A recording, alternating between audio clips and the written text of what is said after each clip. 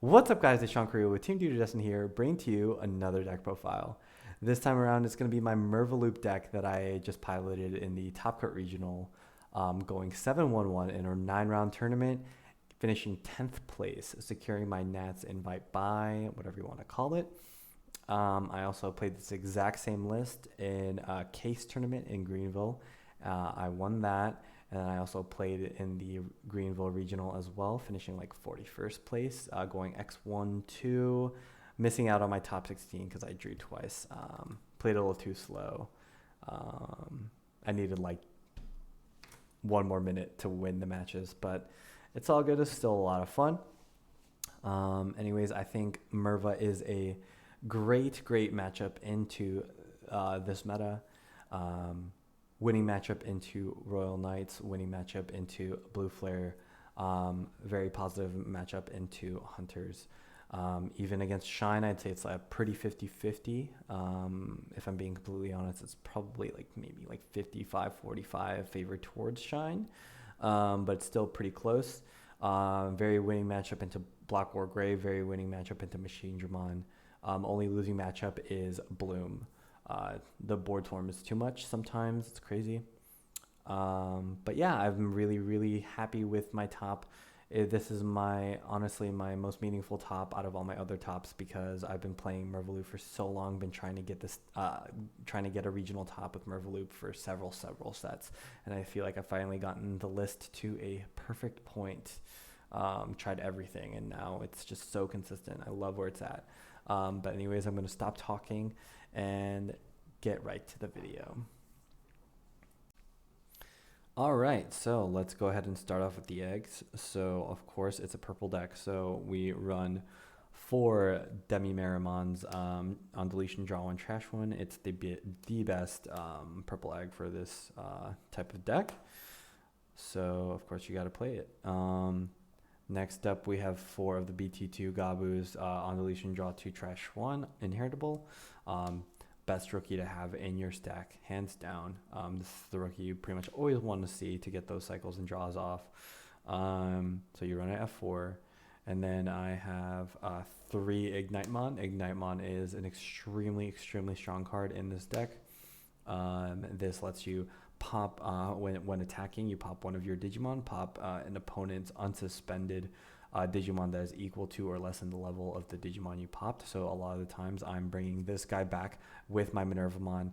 I'm swing with my Minervamon, it usually lives, and then I swing with my Ignitemon, popping my Minerva to pop a level 6 or lower. Really good. On top of that, it's inheritable all turns. When you play Digimon by a card effect, you gain a memory, so it helps keep turn when you hard drop a Merva or summon a Merva using your Minervamon effect.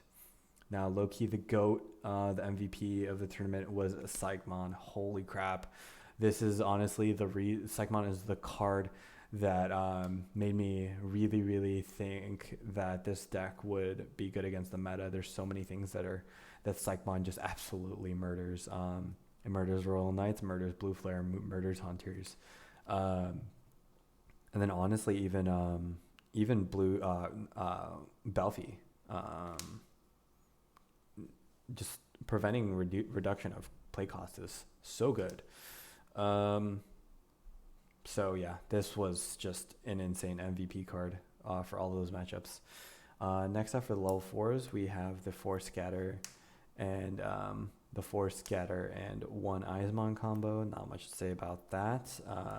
I wish this was a 4 of, but I understand why it's a 1 because it's just so broken. Next up, we have 3 Dark Lizards. Dark Lizard is a retaliation and is on deletion, draw 1, trash 1. So it's it has its own use from Scatter. But it's nice that on deletion, draw 1, trash 1. You're still getting that cycle there. So you're either always swinging a level 4, ideally with its Scatter or Dark Lizard on top of Gabu, and that's just so much cycle. I wish I could run this Dark Lizard at 4, but I had to make space for Soulmon. Soulmon is retaliation as well, and it gives all turns retaliation. all retaliation Digimon get plus 2k, so that's actually kind of important in the Shine matchup. Came up I think like once. I had both Soulmons out. It gave all my retaliation plus 8k, so it was really nice there. Had to create some really awkward math for my opponent. Next up, the level 5s, we have Cerberus, the Cerberus engine. So we have the Cerberus Mon and then the Cerberus Mon Werewolf mode. Cerberus Mon is on deletion, draw 2, trash 1, and then Werewolf has Rush, and then it has the on play effect. I can delete a Cerberus to gain 9 memory. So essentially you play for 9, delete Cerberus, gain 9. And that is an extremely good combo to get your draws off. It has Rush, but a lot of times you're comboing it off just to get more cards in security, and you're also comboing it off with a potential analog youth. Let's see. I have Minervamon starting us off for level 6, and then of course the other homegirl herself, the queen. Other than Lilith, the Queen of Purple, other than Lilith, we have Merva. These two are just, peak. So good. Great cards. Minerva, a lot of people were actually asking me what it did, and I was like, damn, that's the best part about playing a rogue deck, is that no one knows really like how to play against you and what your deck can do. Minervamon, it has retaliation itself. On the opponent's turn, when an opponent plays a Digimon, I get to play a level 4 or lower Digimon from my trash. And that is not once per turn. So if they spam bodies out to try and like prevent its effect, then, you get more bodies in return.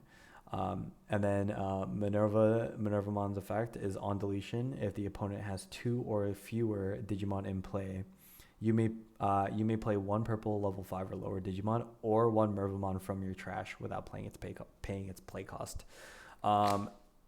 That is like the key part. Playing Merva from trash. Playing this card for free. Holy shit! Fucking insane. Excuse my language, but it's so wild that you can play a Merva for free. That's like, that concept is just insane to me. But of course, you stop it. You stop that effect by swarming your board, because it needs. You can only activate the on deletion effect if there are 2 or less Digimon. But there are a lot of ways to combat someone that's trying to swarm your board, and I'll get to that later. Now for the tamers and options. For the tamers, I have 2 of the BT2 Matt Ishida. It's a memory setter, and then on play, return 1 purple Digimon card or a purple option card from your trash to your hand. Really, really clutch in situations where, a lot of times people will send me 3. I just play this for 4, set them in 1. That's a very obvious play. Other times I'll have, let's say, Gabu and the Scatter.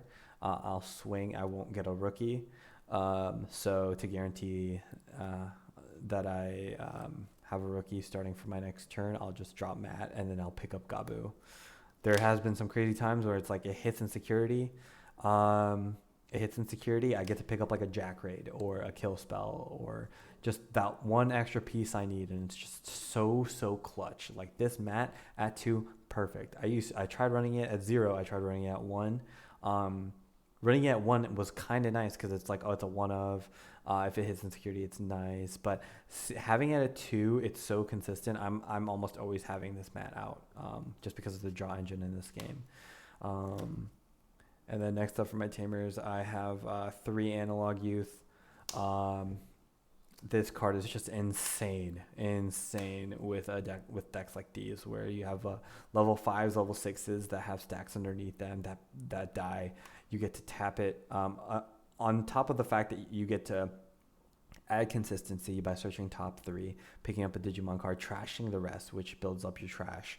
You also get to, if it's a level 5 with a source underneath and it dies, tap it, you hatch an egg, and gain a memory. And it's just so good when you have a full Cerberus Mon stack. You bring it out, you play Cerberus for 9, you're essentially gaining 1 extra memory. And then you get all of Cerberus's effects, and you get to hatch, so that in case something goes wrong, you at least have a stack in the back. It's just so freaking good. Insane. For more consistency, we have 3 purple memory boost. Love this card as well. I choose this boost card over like all the other ones because this one searches top 4 and adds you a Digimon. And really, at the end of the day, this is a type of deck where you need to see your pieces, and adding consistency will do that for you. On top of that, hitting this insecurity, just feeding you two memory, insane. 1 memory in this deck brings you a mile. So it feels so good when it's comes out of security. Speaking of memory, we have 4 Jack Raids. Jack Raid's broken. You gain a memory for every 10 cards in your trash, and it's a sec bomb. A lot of times people forget that Jack Raid exists. They don't respect it as much as something like I don't know, let's say like a Grand Ole Soul, or I don't know, something like that, you know. Jack Raid's just a great card. Helps pass turn when people aren't expecting it. Sometimes you can really cheese a victory out of that. Now for my kill spells, I run 2 Deathclaw. Delete one of your Digimon to delete level 4 or lower, and then you can delete level 4 or lower if it comes out of security. It's good to pop Minerva. So I also have Pandemonium Flame. So it's a 2-cost option. Delete one of, it's like same thing as Ignite Mom pretty much. You delete one of your Digimon and you delete an unsuspended Digimon equal to or less than the level. Really insane comboing this off with Minerva against something like, let's say sometimes people will have like their Rise Greymon out, and you just pop your Minerva and boom, there's their level 5 gone, and then you pop your Minerva, you get a Merva for free. It's just such a great card. Insecurity, if it activates Insecurity, it pops a Digimon that's unsuspended, any Digimon that's unsuspended. So in those decks that like to unsuspend, Pandemonium Flame is really great for that. Again, also against like Shine, let's say Marcus swings, show Pandemonium Flame, it'll pop the Shine Greymon that gives the Sec Plus. So then it would just be completely over. And their Shine would essentially be completely screwed. I'm thinking about bumping this up to 2 maybe, but I like it at 1. And then last kill spell is going to be Calling from the Darkness. Now comboing off with, Calling from Darkness, I mean, like I said, it's a kill spell. It's really great to add back something like Eismon. Do that all the time. Sometimes I'll need to grab back Merva, just any piece you need, really, self-explanatory. But comboing off with the kill spells, I have 2 Back for Revenge to finish off the deck. Back for Revenge, it reads, essentially, main, one of your Digimon gains on deletion, play this card without paying its memory cost. Any on-play effects on Digimon played with this effect don't activate for the turn. Now, what the hell is this card doing in here? Why are you running it too? This is probably one of the most important cards in the deck. Granted, all of these cards are extremely important, but if you're trying to have those insane wombo combo plays, you need at least 1. I am almost never trashing this card, always keeping it in my hand, and I always see it pretty much every game because of the cycling. If it gets trashed accidentally, I pick it up with Matt. It's really great. But yeah, so the combo. I'm just going to get into a few combos, I guess. Yeah.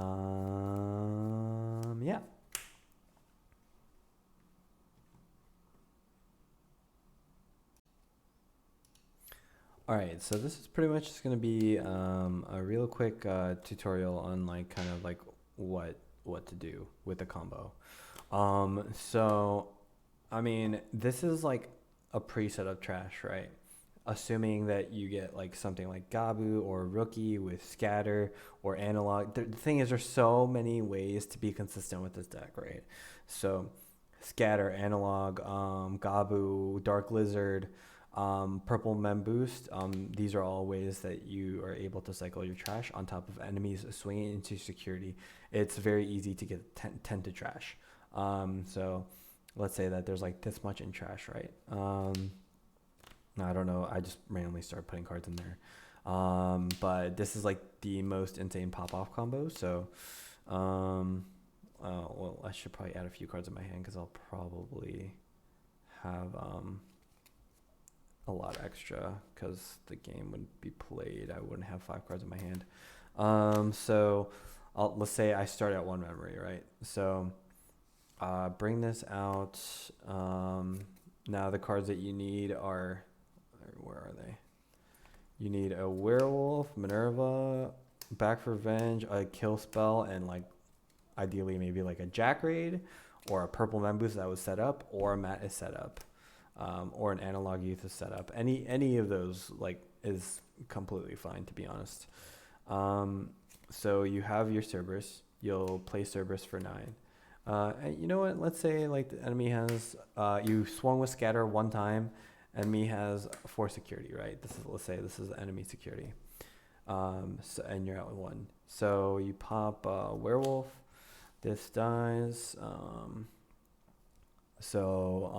You have Gabu. So now you have the Gabu Cerberus Demimera on deletion effects.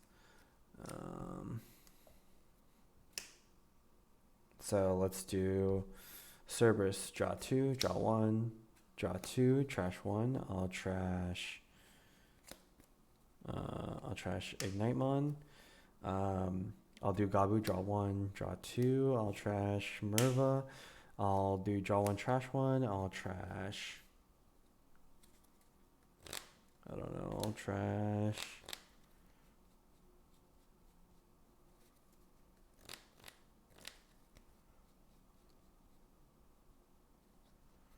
trash Psychmon. Tap Analog Youth when that happens. Go to 2. Gain a memory. Hatch. Now, before I'll do anything, I'll always Digivolve in the back. Draw. I have 5, 10, 15, 19 in trash. I guess I'll Jack Raid. Go to 3. I actually drew another Jack Raid, so now I'm at 20 exact. Go to 5. I will Digivolve into Minerva for 3. Go to 2. Draw.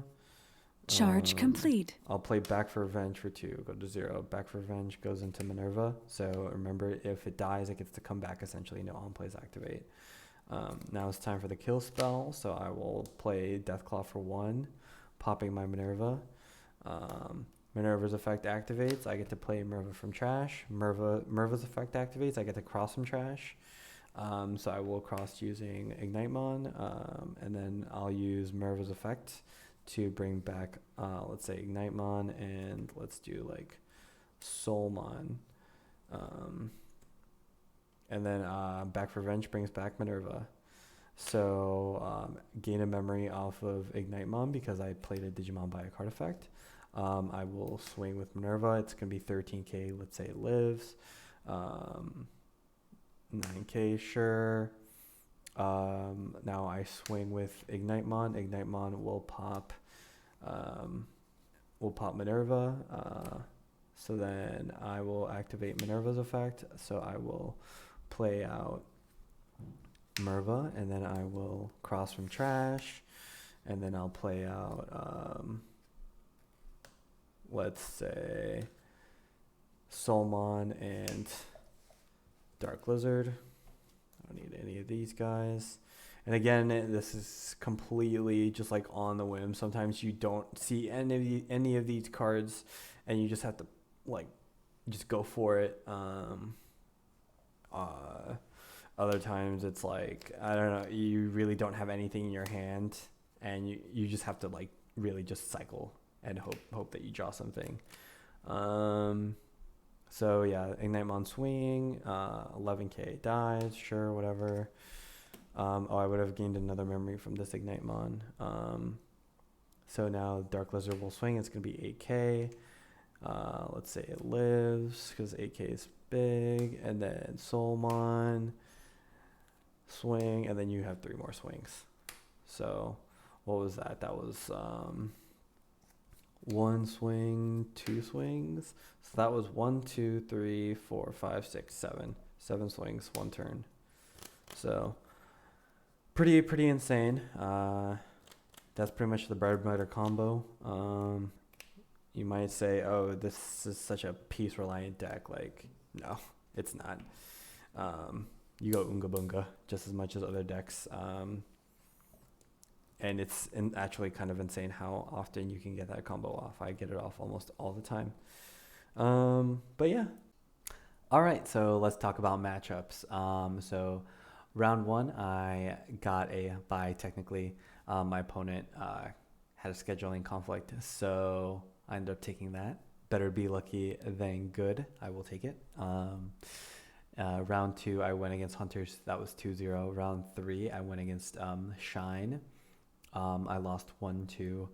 Honestly, I'm pretty sure I would have taken it, but I didn't draw rookie for like 3 turns in a row. It was really, really rough. Had the God Hand, but I couldn't start it up without a rookie. Let's see, round 4, I went against Hunters. That was 2-0. Round 5, I went against Blue Flare, 2-0. Round 6, I think I went against Royal Knights. That was 2-0. Then I went against Blue Flare again. That was 2-1. That was really close. And then round 8, I went against Red Hybrid. That was also crazy close, but the key to that was not swinging into their stuff and just doing the OTK. I didn't want to give them too many tabers, and I didn't really care if their guys were swinging for 1 check. And then last match was against Ren. Ren, it was a pleasure playing against you. That was Shine. We ended up tying, so congrats on your invite. Shout out to Ren, shout out to Coco Berry, aka Hung, and shout out to Luis, also as known as Leo. Super fun day, super fun matches, great opponents, lots of fun, great banter with everybody. Very, very happy with my performance. And yeah, that's pretty much it. Lastly, shout out to all the Georgia players and especially my team, the Doo Destin. You guys are the best, and I'll be seeing you guys at Nats. Good luck to everybody who is playing in the upcoming regionals. I hope you guys do well. And yeah, thanks for watching. See you next time. Oh, by the way, I'm going to be uploading all of my regional run.